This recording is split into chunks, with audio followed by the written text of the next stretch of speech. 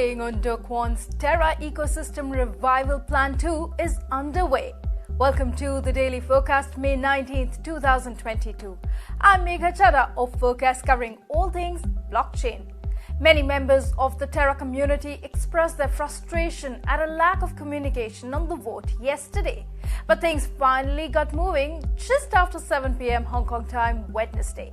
And contrary to a preliminary vote, it looks like things are going Kwon's way so far. We'll take a look at that plus a whole lot more coming up. Let's get you up to speed from Asia to the world. Join thousands of NFT traders who already start their day on CryptoSlam. Let's kick off in India as the country is intensifying its efforts to tax crypto traders. According to a local media report, the Indian government may impose a reverse charge goods and services tax or GST on cryptocurrency investors using foreign exchanges. A reverse charge would levy GST on the investor instead of the service provider. Crypto transactions on Indian exchanges are currently subject to 18% GST. If this tax comes into effect, Indian investors trading on foreign crypto platforms may pay 30% tax on income generated from such trades, 1% tax deducted at source or TDS, as well as the GST reverse charge. India's crypto tax law took effect last April. Over in the markets, Bitcoin's increasing correlation with risk assets saw it getting caught up in the overnight market sell-off in the United States. Investors dumped shares in both Target and Walmart after the retailers cautioned over possibly taking a margin hit from not being able to pass on price increases to customers. While the largest cryptocurrency by market capitalization, Bitcoin, fell as much as 4.4%, with Ethereum losing 6.2% in the 24 hours to Thursday morning in Asia. Altcoins Cardano and Solana fared worse, both falling over 12% overnight before recovering slightly Thursday morning Asia time. Tony Sycamore, senior market analyst of Citi Index, said while the market will remain bearish in the medium term, the overnight sell-off brings into question the expectation for a short covering rally in the S&P 500 towards the 4,200 to 4,300 resistance area. He also warns of nervous times ahead. Bitcoin's 4.4% fall echoed that seen in major US indices, with both the S&P 500 and the Nasdaq closing down by more than 4%. And speaking to FORKAST in this week's Word on the Block, Ronit Ghosh of Citi Global Insights gave his thoughts on the continuing correlation.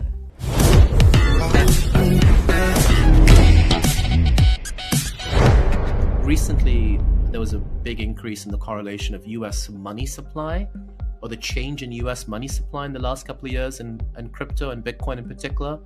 And so maybe it's not so much that the stock market was correlated with Bitcoin, it's that both Bitcoin and the stock market was correlated with US money supply or with global credit creation.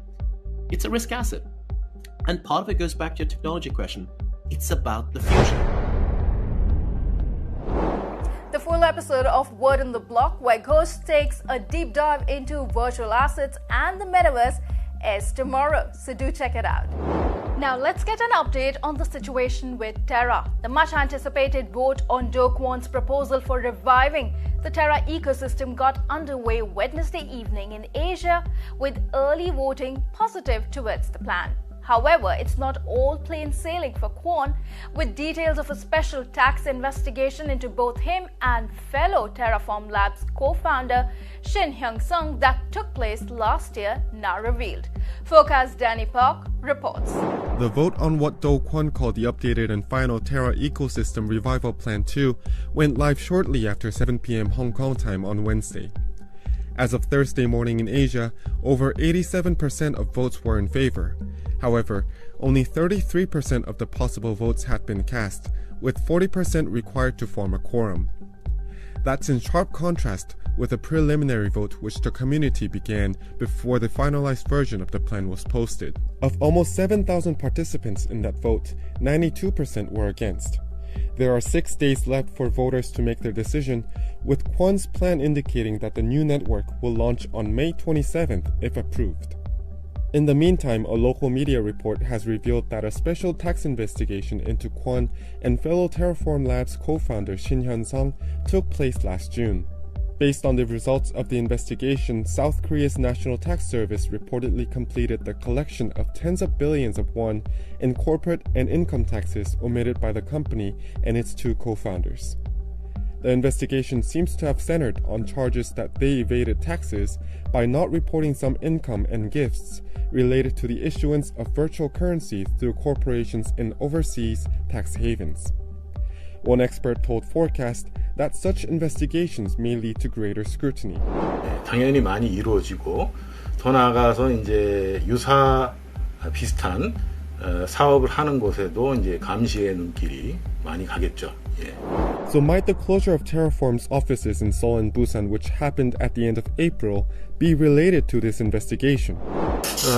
연관이 있고요. 그래서 이제 극단적으로 얘기하면 이제 한국 국적을 포기하고도 살 수가 있는 상황이 되겠고, 그렇게 되면은 이제 과세 문제가 더 어려워지니까, 그러니까 추가로 밝혀지는 상황이 있다 하더라도 과세할 수 없으니까 그 부분은 이제 정리하기 위해서 나갔다 이렇게 보여지죠. Meanwhile, South Korean investors who suffered financial damages are reportedly seeking legal action and applying for property seizure from Do Kwon. According to Yonhap, local law firm LKB and Partners has made a tentative decision to file the complaint to the Financial Crime Investigation Team under the Seoul Metropolitan Police Agency or Seoul Southern District Prosecutor's Office. The law firm is reportedly also reviewing a lawsuit against Shin Hyun-sung, the other co-founder of Terraform Labs, who claims to have departed the project in 2020. Chai Corporation, a South Korean payments firm which Shin now serves as CEO of, has now notified users on its website that it is not associated with Terraform Labs and its related cryptocurrencies, and there will be no impact.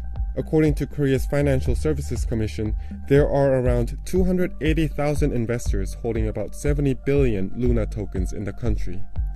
For FORKAST, I'm Danny Park.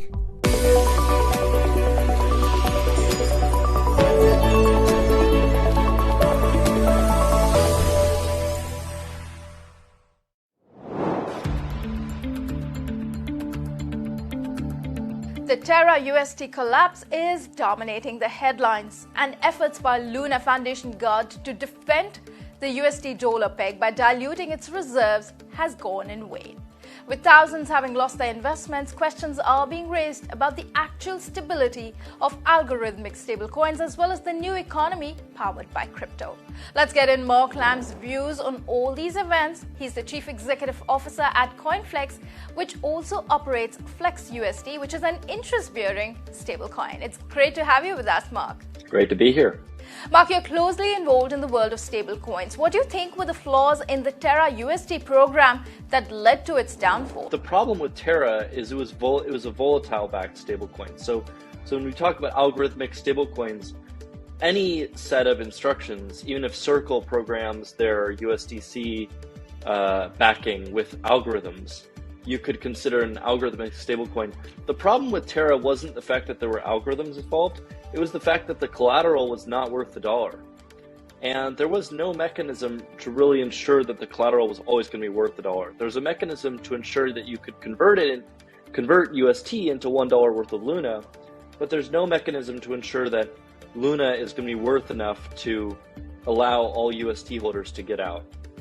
And that's the fundamental problem here. Luna's market cap for a long time was much greater than the market cap of UST.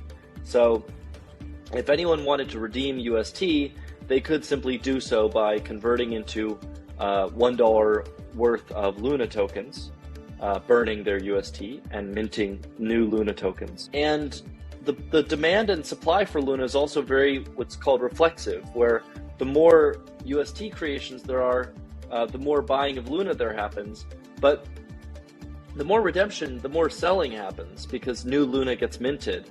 And so this was a chain reaction of a loss of confidence. And UST and Luna was very, very vulnerable to this chain reaction of a loss of confidence. Lots of people predicted it.